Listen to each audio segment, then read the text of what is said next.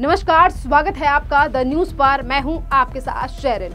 गौरव गोगोई को असम का कांग्रेस अध्यक्ष बनाकर भी कांग्रेस को नहीं हुआ कोई फायदा।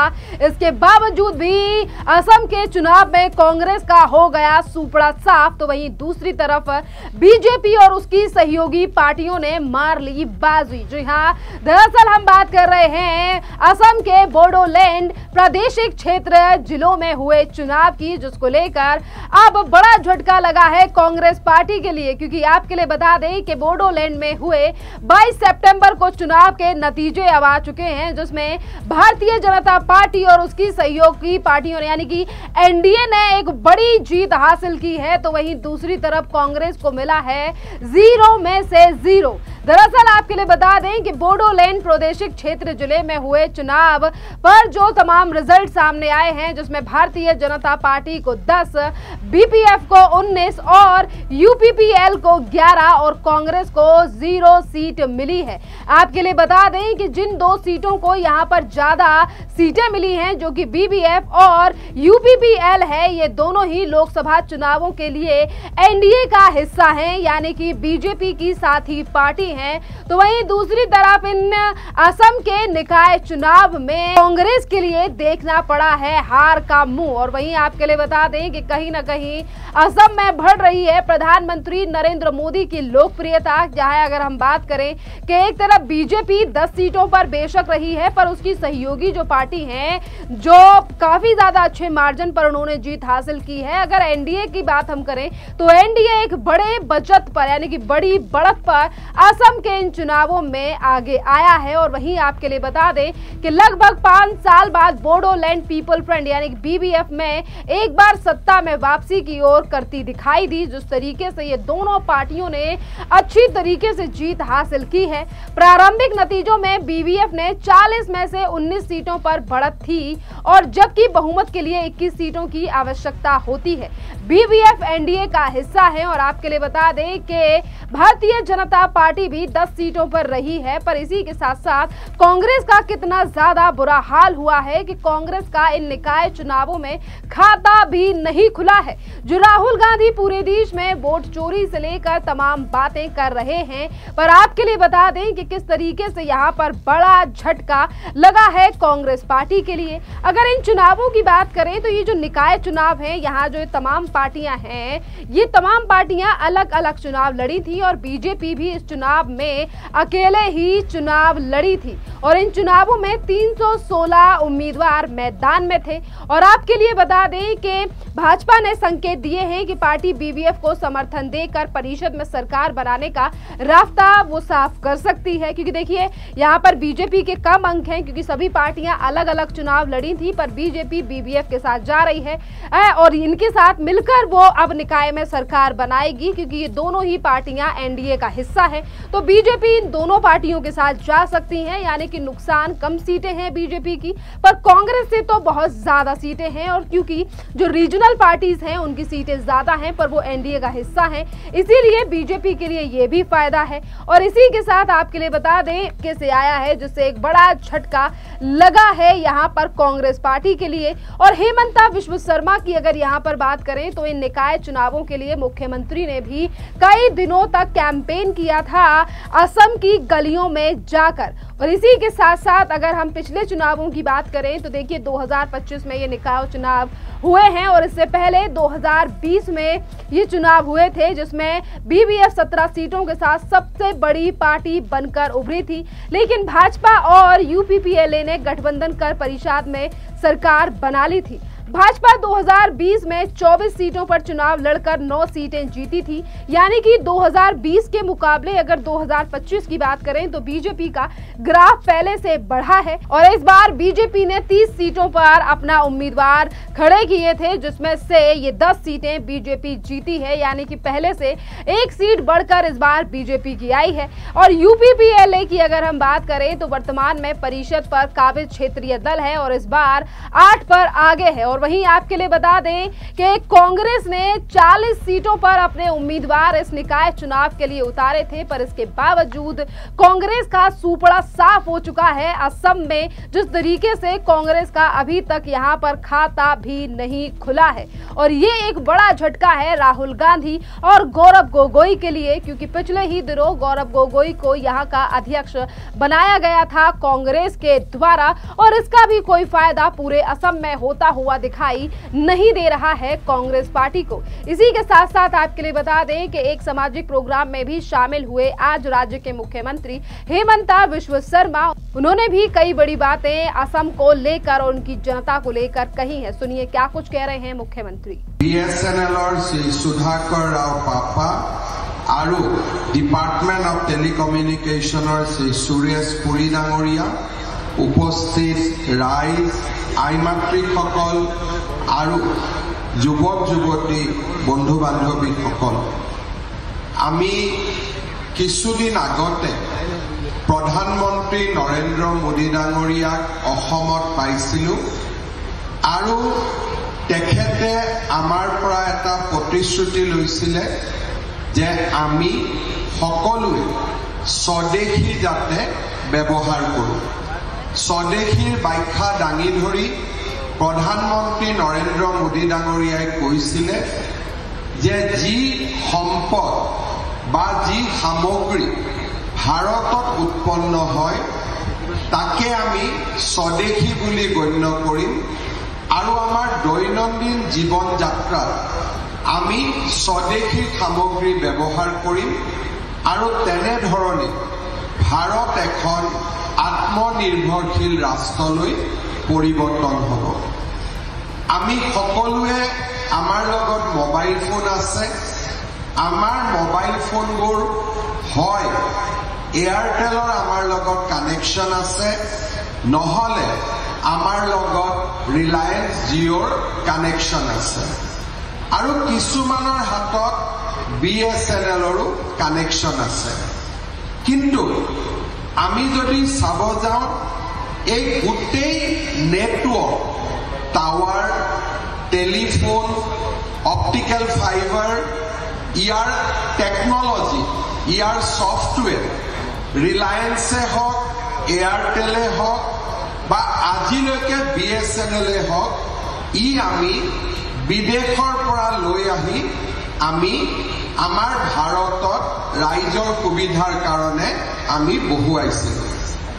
प्रधानमंत्री नरेंद्र मोदी डांगरियाय आजिर परा केइबছৰমান আগতে डिपार्टमेंट ऑफ टेलिकम्युनिकेशन BSNL और टाटा ग्रुपक दायित्व दिছিলে, TCSक दायित्व दिছিলে जे आमार मोबाइल नेटवर्क एनेकुआ हब लागे जाते प्रत्येकटो पोस्ट प्रत्येकटो पोल स्वदेशी है, सॉफ्टवेयर स्वदेशी है, मेसिन स्वदेशी है और आनकी यार बाबे आमी जे ऑप्टिकल फाइबर ले करूँ हिउ जाते स्वदेशी है। स्वदेशीर अर्थ भारतवर्षते यार निर्माण हब लागिब। जिहेतु आमार भारतत एनेकुआ सामग्री केতিয়া उत्पादन करा हुआ नासिले टाटा ग्रुप TCS सीडट एनेকৈ आमार यार केइबाटाओ अनुष्ठाने लग लागि भारतत आत्मनिर्भर स्वदेशी टेलिफोन नेटवर्क एटा गढ़ी तुलिबोलै यत्न करिছে। আজি आमार बारे गौरवर कथा जे प्रधानमंत्री नरेंद्र मोदी डांगरियाय আজি সেই 4G स्वदेशी नेटवर्क যত নেকি এপদো বিদেশৰ পৰা আনা বস্তু নাই সেই সমগ্ৰ নেটৱৰ্কটো আজি দেশৰ বাবে উৎসৰ্গা কৰিব। এই স্বদেশী মোবাইল নেটৱৰ্কৰ বাবে মাননীয় মন্ত্ৰী জ্যোতিৰাদিত্য সিন্ধিয়াৰ নেতৃত্বত 92,633টা 4G টাৱাৰ দেশত স্থাপন কৰা হৈছে।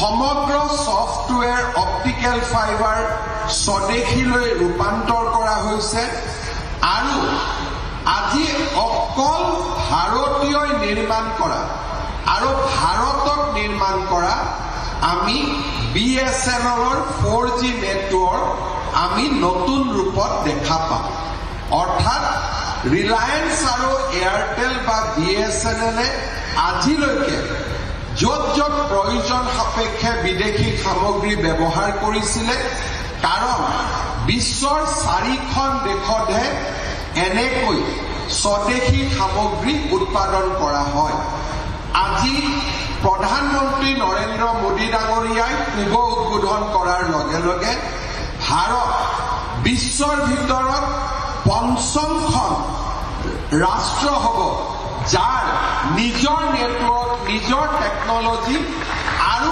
ইয়াত এটাও বিদেশৰ পৰা ৰপ্তানি কৰা সামগ্ৰী নাথাকিব আজি মই অত্যন্ত আনন্দিত যে এনে এটা মহান অনুষ্ঠান আৰম্ভ কৰিবৰ বাবে মাননীয় জ্যোতিৰাদিত্য সিন্ধিয়াই অসমত বাছি লৈছে আৰু আমাৰ অসমৰ পবিত্ৰ ভূমিৰ পৰা আজি BSNLে নিজৰ ৰূপালী জয়ন্তী সিলভাৰ জুবুলি সমাৰোহ আজি আমাৰ লগত একেলগে তেওঁলোকে পালন কৰিছে আপোনালোকে জানি ভাল পাব যে অহা কিছুদিনৰ ভিতৰতে এই 4G নেটৱৰ্ক স্বদেশী 4G নেটৱৰ্ক BSNLে 5G নেটৱৰ্কলৈকে ৰূপান্তৰ কৰিব আৰু 2030 চনলৈকে 6G নেটৱৰ্কো BSNLে লৈ আহিব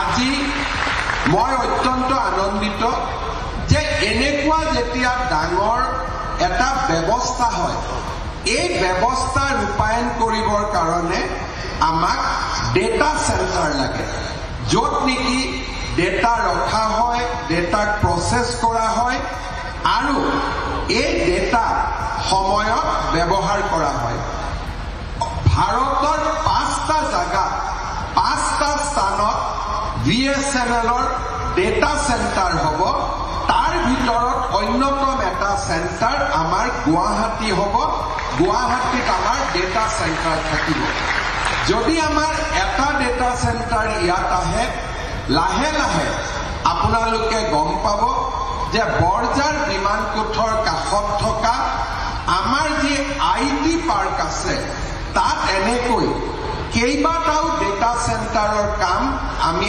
আগুৱাই লৈ গৈছো ইয়াৰ ফলত অসমৰ শিক্ষিত যুৱক যুৱতী বেংগালুৰুত যোৱাৰ পৰিৱৰ্তে অসমতে ডেটা সেন্টাৰত কাম কৰিব পাৰিব আমাৰ অসমত ইতিমধ্যে ইনফোসিসৰ পৰা আৰম্ভ কৰি কেইবাটাও এয়াৰটেলেও আমাৰ ইয়াত ডেটা সেন্টাৰ কৰিছে এই গোটেই ব্যৱস্থাসমূহে আমাৰ নিবনুৱা যুৱক যুৱতীক কৰ্ম সংস্থাপনৰ এটা পথ দেখুৱাইছে মই সঁচাকৈ আজি গৌৰৱান্বিত যে আমাৰ ইয়াতে অকল ডেটা সেন্টাৰে নহয় যোৱাবাৰ এডভান্টেজ অসমত আহোঁতে মাননীয় মন্ত্ৰী জ্যোতিৰাদিত্য সিন্ধিয়াই গুৱাহাটী বিশ্ববিদ্যালয়ত এটা 5G ল্যাব স্থাপনৰ প্ৰতিশ্ৰুতি দিছিল আজি সেই 5G ল্যাবো